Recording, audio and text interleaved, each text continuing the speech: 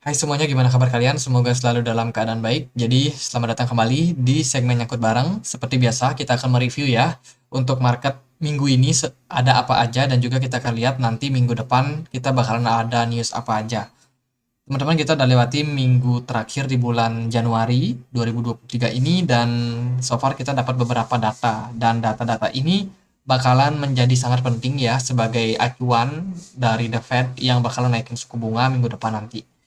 Kita dapat data PMI dari Inggris kemarin mengalami tren penurunan. Terus juga ada beberapa data yang penting.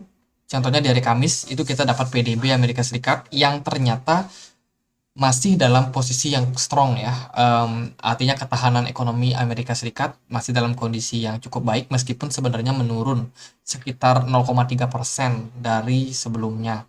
Nah, dengan kondisi ini berarti ekonomi Amerika Serikat sedikit terguncang karena memang beberapa masalah seperti contohnya inflasi, pengangguran yang meningkat, kemudian di seluruh dunia itu supply and demand-nya cenderung bermasalah. Jadi ekspor impor itu mengalami kendala lah bisa dibilang sehingga perputaran roda ekonomi cenderung melambat guys. Terus dari beberapa data juga kita dapat kemarin itu soal data PCE.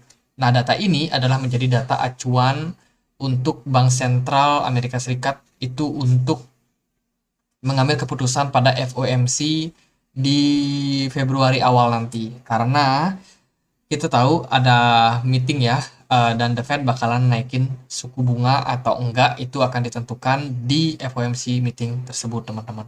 So far kalau kita lihat dari data keseluruhan, sebelumnya kita dapat data CPI juga yang ternyata mengalami penurunan dan data PCE itu ternyata kemarin mengalami penguatan. Artinya adalah dari CPI-nya turun, dari PCE-nya cenderung menguat. Ini sebenarnya ada indikasi bahwa inflasi sudah turun, tapi di beberapa sektor inflasi masih cenderung tinggi, bahkan meningkat, teman-teman. Jadi kalau kita lihat data ini cukup mix ya, sebenarnya nanti akan berpengaruh sama keputusan dari Jerome Powell seperti apa.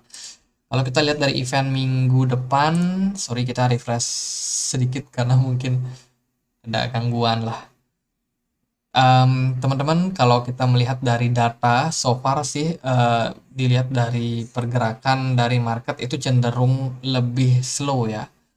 Market Bitcoin, market saham sih yang naik. Market Bitcoin cenderung stagnan di kisaran 23.000 dan ini udah hari kelima kalau nggak salah. Dan tentunya akan sangat menarik untuk kita melihat seperti apa pergerakan market setelah kita dapat data daripada FOMC meeting. Oke, untuk event di minggu depan akan ada beberapa event. Contohnya yang penting itu adalah PMI manufacture di China. Ini akan berdampak sama yang namanya saham di Indonesia dan juga saham-saham di negara ASEAN lah, Asia dan juga ASEAN.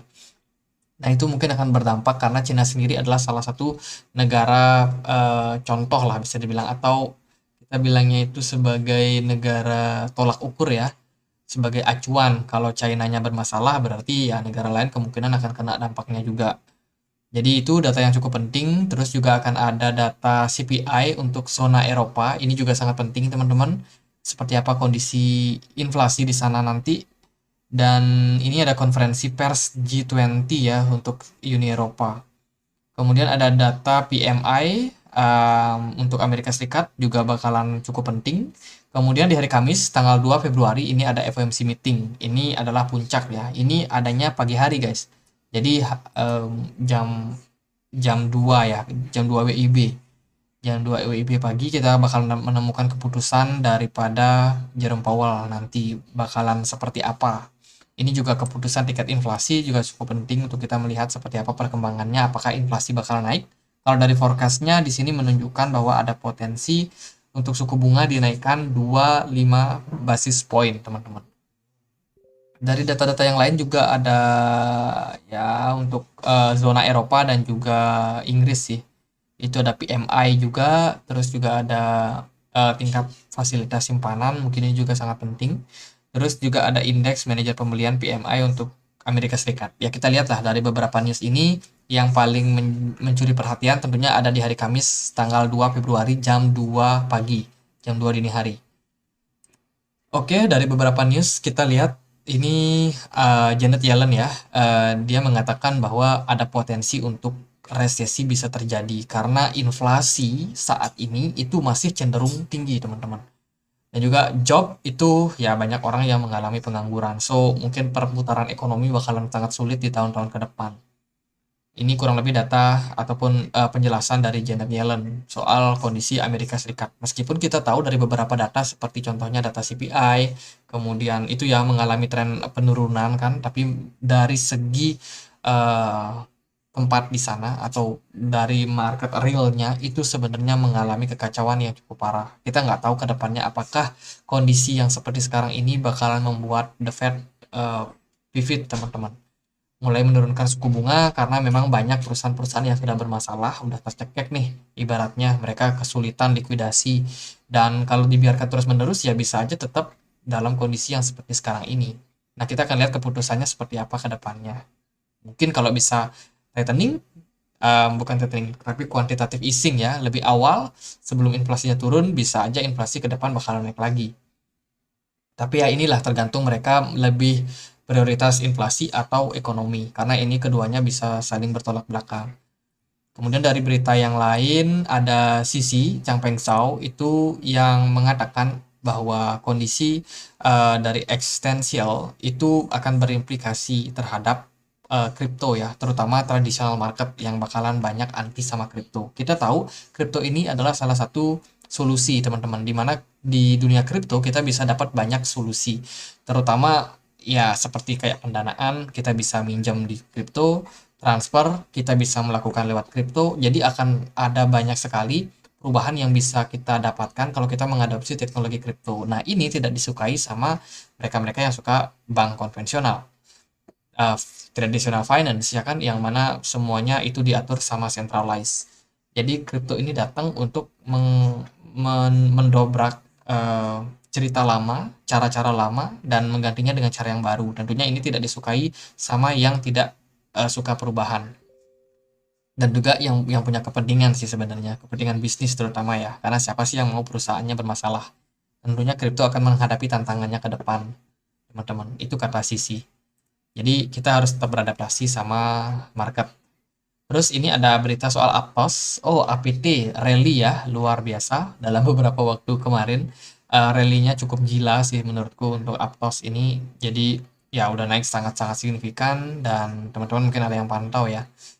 Sini ada dijelaskan kalau dari segi developer, ini ada chart soal beberapa developer project coin ya. Ternyata yang paling tinggi masih Ethereum, kemudian Polkadot, terus ada Kusama, mana mana mana si APT. Aptos ada di sini guys. Jadi pertumbuhan Aptos itu sudah sangat-sangat signifikan ya. Dia berada di kisaran mungkin urutan ke-10 atau ke-12 dari beberapa deretan ini. Dan dia sudah mengungguli Algorand yang lebih dulu ya, Stellar juga yang lebih dulu, Tezos, oke, ada banyak yang sudah dilampaui oleh Aptos. Jadi bisa dibilang Aptos salah satu rising star di kripto saat ini. Jadi mungkin ada teman-teman yang FOMO di sana juga. Ini juga data soal funding rate APT perpetual swap. Jadi mereka yang melakukan transaksi di APT, terutama pembelian ya, itu paling signifikan sih kerasa di beberapa hari terakhir, di sekitar tanggal 22 Januari guys. Jadi ini kayaknya orang-orang yang FOMO, yang ketinggalan kereta, yang akhirnya beli di harga-harga puncak. Ya kita lihatlah kemana harga APT nanti. Terus dari berita yang lain, ini Bitcoin akan menemukan considerable danger, teman-teman, dari Fed di 2023. Jadi kita tahu yang paling dekat sih adalah meeting ya FOMC nanti, seperti apa keputusan dari The Fed. Tapi tentunya Bitcoin tidak akan mulus melenggang naik, teman-teman. Kita tahu Bitcoin udah naik dari sekitar 16.000 naik ke 23.000, tapi itu tentunya nggak akan mulus ya seperti yang kita harapkan. Pasti akan ada struggle. Apalagi kalau kita lihat dari segi ekonomi, ya cenderung likuidasinya cenderung kecil untuk saat ini. Tapi kalau Bitcoin bisa naik, ya itu bonus sih menurutku pribadi.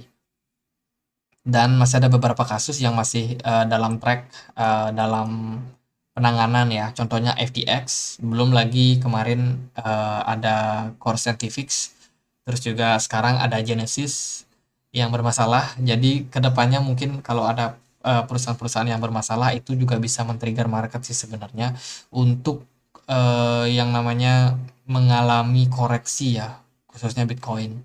Jadi masih ada hal-hal yang harus kita perhatikan untuk kedepannya. Jadi jangan terlalu FOMO buat teman-teman yang mungkin ketinggalan masuk. Ya sabar aja, tunggu harga yang ideal buat entry ya.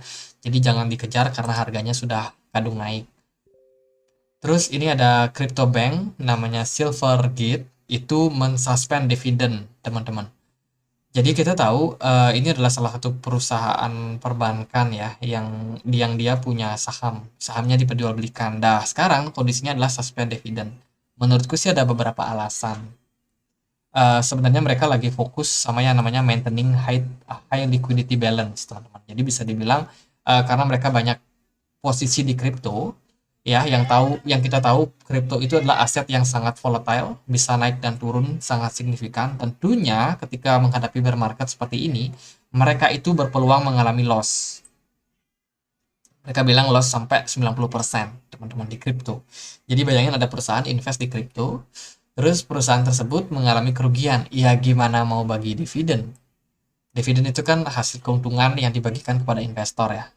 Jadi gimana mereka mau bagi dividen kalau likuidasinya saat ini kurang begitu baik. Jadi bisa dibilang mereka melakukan suspend itu bukan berarti mereka bakalan nggak bagikan dividen. Mungkin nanti mereka akan bagikan dividen, tapi ketika marketnya udah kembali pulih, udah kembali naik ya, mereka bisa cuan, ya udah baru di sharing dividennya.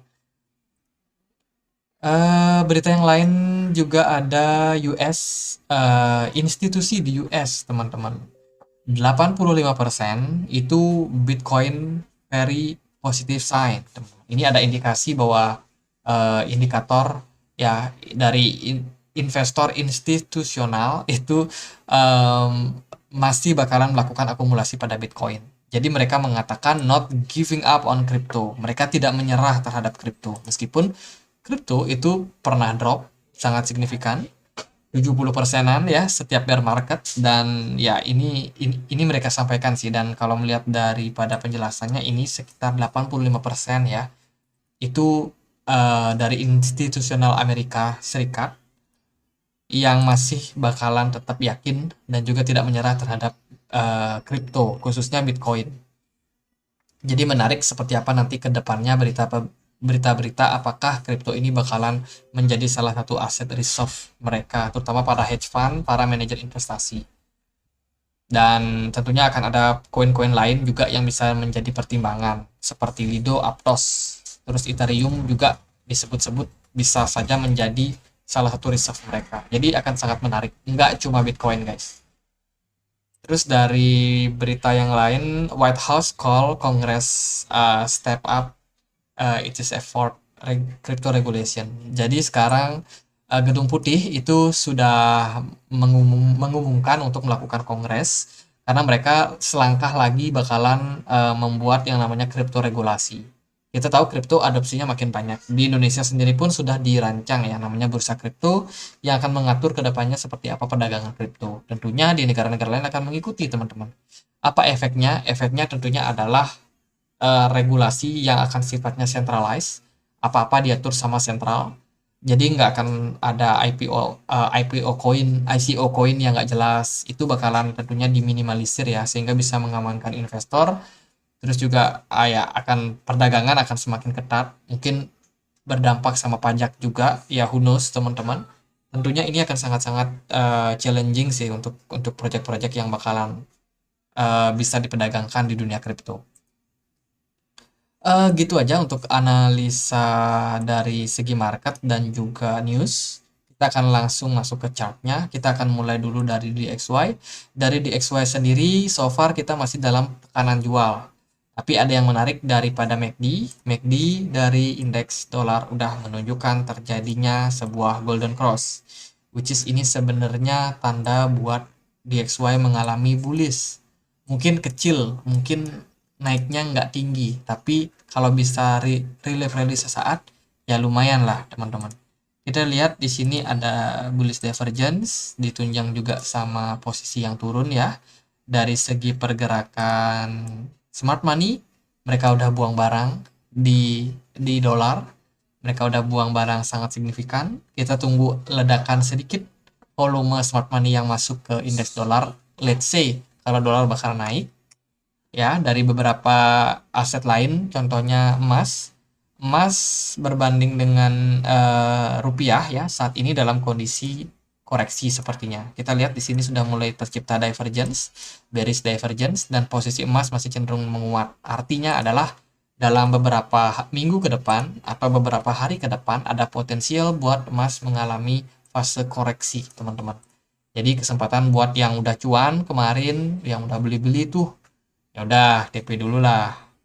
Nanti teman-teman kalau ada yang mau beli emas ya tunggu dulu berarti. Jadi emas masih sangat menarik ya menjadi investasi hedge yang mana kita tahu resesi itu bakalan bisa dihadapi kalau kita punya aset yang berlawanan sama aset seperti saham ataupun mata uang. Kemudian kalau kita lihat juga dari IHSG rebound ya, IHSG lumayan. Dari pemberitaan sih dikatakan bahwa investor asing udah mulai masuk lagi ke market setelah sebelumnya kita lewat yang namanya fase window dressing. Kita nggak dapat window dressing untuk indeks saham. Ya, jadi trennya dari 10 tahun terakhir artinya akhirnya terpatahkan karena indeks saham itu nggak melakukan window dressing atau nggak naik lah ketika window dressing. Ya, itu suatu yang mengejutkan. Terus dari S&P 500 sendiri ini udah mulai breakout. Kalau kita pantau dari pergerakannya, dia breakout dari descending broadening wedge. Kalau kita cek dari gambar, jadi ada descending broadening wedge pattern, itu polanya semacam ini guys. Nah, sekarang kita udah berhasil breakout ya. Kalau kita lihat dari data S&P, ini udah mulai breakout. Dan target terdekat mungkin yang cukup realistis menurut aku bisa ke 4.500 untuk saham-saham Amerika. Jadi mungkin teman-teman ada yang cari saham-saham teknologi, ya bisa teman-teman pertimbangkan di level-level tersebut. By the way, ini juga kita bikin yang namanya head and shoulders. Jadi inverse head and shoulders ya, sorry. Ini inverse head and shoulders. Turun, breakout, ataupun ini bisa teman-teman bilang cup and handle, ya apalah itu. Targetnya biasanya kayak gini. Kita bisa target sampai sini di 4.600. Jadi secara teknikal kita melihatnya seperti itu. Tapi apakah benar bisa ke sana dengan kondisi ekonomi yang resesi seperti sekarang ini? Ya kita nggak tahu pasti teman-teman. Tapi ada indikasi masih ya S&P 500 bisa aja menguat. Ini tentunya akan ditunjang sama kalau dolar melemah dan juga emas melemah tadi. Artinya adalah ada orang yang jual emas, ada orang yang jual dolar, tapi mereka masuknya ke aset yang berisiko. Seperti contohnya saham, ya saham di Indonesia ataupun di luar negeri. Terus juga Bitcoin juga bisa menjadi salah satu aset yang berpotensi, teman-teman. Nah, kalau kita compare sama pergerakan Bitcoin, sebenarnya Bitcoin ini udah cukup ya berada di level jenuh, teman-teman. Jenuh beli, lebih tepatnya. Bitcoin sideways terus di kisaran harga 23.000, udah cukup lama, sekitar 1 minggu. Dan so far dari MACD sendiri mengindikasikan adanya potensial buat dead cross, which is artinya tanda buat koreksi, teman-teman. Tapi kalau dari segi pergerakan candle di satu hari ini kita nggak dapat candle konfirmasi terjadi tren pembalikan arah. Artinya adalah koreksi yang terjadi mungkin menjadi koreksi wajar saja. Oke. Dan kalau kita cek dari time frame weekly, so far so good. Bitcoin masih sangat baik. Kemarin dia sempat naik ya sampai 23.700. Itu ternyata dia cuma ngetes sama yang namanya EMA 200 di time frame weekly guys. Jadi kalau demikian maka yang kita lihat saat ini adalah dia cuma ngetes ya, belum breakout teman-teman. Kalau situasinya sudah breakout ke sini mungkin Bitcoin bisa naik sampai 24.000, itu udah tanda yang sangat baik untuk Bitcoin. Bisa aja trennya bakalan kembali melanjutkan penguatan karena memang market cukup optimis.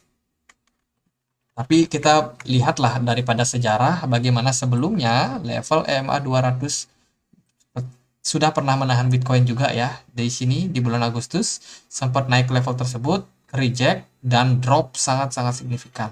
Pertanyaannya adalah apakah di bulan Februari nanti Bitcoin bakalan drop sama seperti yang terjadi waktu di bulan Agustus. Silakan teman-teman kalau tahu, kalau punya prediksi boleh ikut komen ya di kolom komentar. Siapa tahu nanti ada pertimbangan yang bagus untuk kita jadikan sebagai referensi.